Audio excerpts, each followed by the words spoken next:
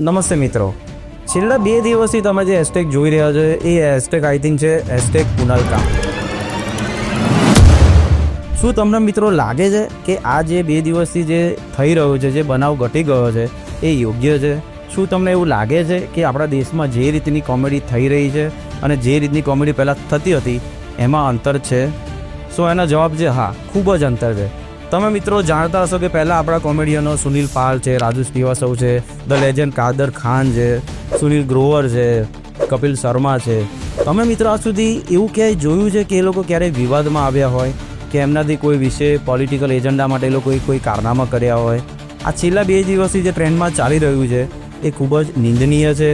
અમુક લોકો એને પોલિટિકલ વે પર લઈ જવા માગે છે. વિપક્ષને એમાં એવું લાગશે કે આ પ્રોપેગન્ડા છે, આ પૈસા આપીને કરવામાં આવ્યું છે. પણ શું આ ઓરિજિનલ વસ્તુ શું છે? આજની જેન ઝી કે આજની જે યુવા પેઢી છે એના પર શું અસર થશે આનાથી? આપણને એવું લાગે છે કે આપણે એક સ્ક્રોલ કરવાથી ટ્રેન્ડિંગમાંથી જોઈ લીધું, પણ એની પાછળની અસર એ લોકો પર કઈ રીતની થઈ રહી છે એ શું તમે જાણો છો?